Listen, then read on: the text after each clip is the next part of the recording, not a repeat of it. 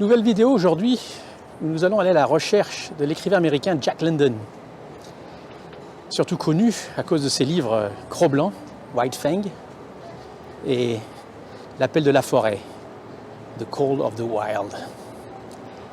Donc sans plus attendre, let's go. Il y a quelque temps de cela, je parlais avec une amie et elle me disait qu'elle lisait un livre incroyable de Jack London. Et là, je me suis dit, mais c'est fou ça. Ici, il y a un quartier qui s'appelle Jack London Square. Y aurait-il un lien avec l'écrivain ou serait-ce juste une coïncidence? Alors je me suis un peu renseigné et stay tuned if you want to know more. Bon, je ne me souviens plus du livre qu'elle lisait. J'ai complètement oublié. Mais ça va peut-être revenir. Si on demande aux habitants ici de définir le quartier Jack London Square, ils vont en gros vous dire que c'est le quartier qui est bordé au nord par une autoroute, à l'ouest par un no man's land, au sud par la baie de San Francisco. D'ailleurs, on voit un bras de la baie entre la ville d'Oakland et l'île d'Alameda. À l'ouest, un autre no man's land. Et au nord, une autoroute. Ah, ça, je l'avais déjà dit. Une autoroute et un train. Ah oui, j'avais oublié qu'il y avait un train aussi. Bon, le nom Jack London Square date de 1951. Avant ça, ce très vieux quartier d'Oakland regroupait des buildings, des warehouses, donc des entrepôts, et des industries liées au commerce maritime, à la métallurgie. Et ces buildings existent toujours d'ailleurs. Beaucoup ont 100 ans ou plus, et ont été reconvertis en lofts, en ateliers d'artistes, en bureaux pour la nouvelle économie. Et d'ailleurs, certains blocs du quartier Jack London Square sont toujours appelés le Warehouse District, comme sur cette affiche-là. Et ce qui est drôle, c'est que ce building que vous voyez là, eh bien, c'est pas vraiment un vrai building. D'ailleurs, c'est lui là. Donc, nous allons essayer de savoir qu'est-ce qui se cache dans ce building. Alors, le magnifique bâtiment qui est derrière moi, c'est en fait une bouche d'aération pour le tunnel qui va de la ville d'Oakland à l'île d'Alameda. Alors, c'est un magnifique bâtiment, art déco, de 1928. Donc, pour resituer à peu près, Jack London étant mort en 1916, c'était 12 ans après sa mort seulement, ce tunnel a été construit. Et c'est le deuxième plus vieux tunnel qui passe sous l'eau aux États-Unis. Si on regarde bien, on peut voir d'ailleurs la bouche d'aération, une des bouches d'aération. On va aller par là, je pense qu'on va trouver des buildings intéressants. Des buildings qui datent de l'époque où il y avait une industrie ici. Comme justement ce building-là. Très beau bâtiment qui date d'un passé révolu où on fabriquait les sacs ici au lieu de les faire venir de Chine par container.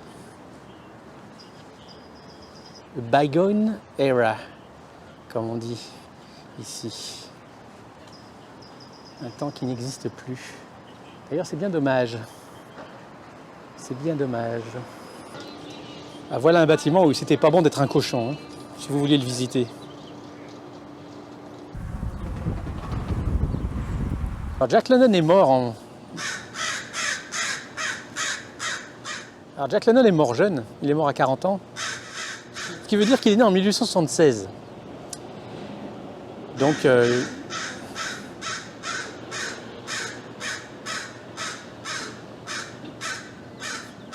Et le building qui est derrière moi date de 1882. Donc il a dû le voir. On a été rénové dans les années 80. Ironworks Building. Il y a un oiseau qui n'arrête pas de me faire chier. Le building derrière moi est encore plus vieux. Il date de 1857. Peut-être que Jack London a touché ses murs. Il faut savoir que parler de 1850 et quelques en Californie, c'est comme parler du Moyen-Âge en France. Sachant que la Californie est devenue un État en 1850. Donc c'est histoire de replacer un peu ça dans son contexte historique. Pour la petite histoire, le candidat démocrate Joe Biden, qui était l'ancien VP d'Obama, est venu ici en mars 2020 pour sa campagne présidentielle. Alors à l'heure qu'il est, il est peut-être président d'ailleurs. Ou peut-être que pas, ou peut-être que non.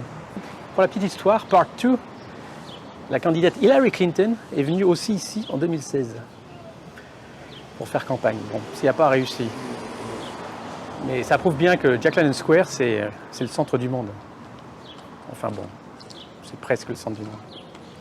Et parlant de centre du monde, on s'en approche dangereusement.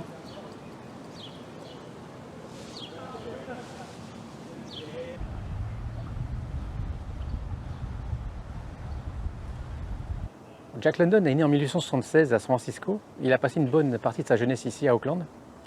On dit qu'il a commencé à aimer les livres à 10 ans dans les bibliothèques de la ville. Et d'ailleurs, il y a une photo de lui assez connue où il est dans ce bar en train de lire un livre à une table ronde. Et cette table est toujours à l'intérieur du bar. Malheureusement, le bar est fermé à cause d'une certaine pandémie. Donc il faudra revenir un autre jour. I'll be back. À 13 ans, Jack London travaillait déjà dans les usines de conserve, sur les bateaux, ramasser le vomi des marins. À 18 ans, il avait déjà tout fait. Il avait même été clodo un temps.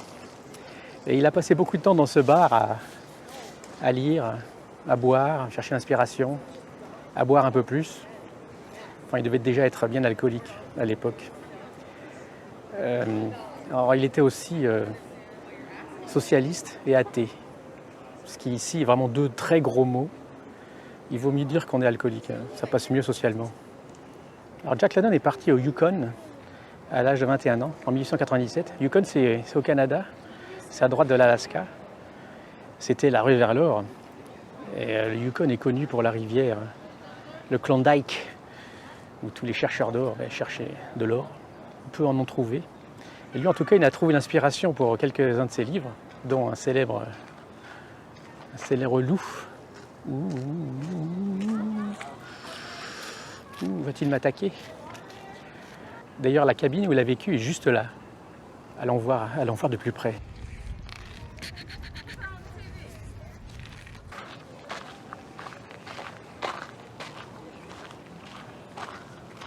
Ah, on s'approche. Voyons ce qu'il y a à l'intérieur. Peut-être a-t-il écrit sur cette table. Peut-être qu'il a dormi sur ces morceaux de bois.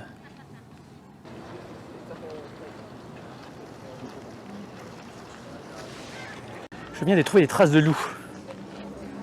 Il faut suivre. Où est-ce que ces traces vont-elles nous mener? Ah merde, j'ai perdu la piste. À 30 ans, Jack London avait déjà tout fait. Il avait voyagé, il avait été publié, il était devenu connu et riche, célèbre. Je ne sais pas trop où je vais en venir avec tout ça. D'autres traces de loup. On se rapproche.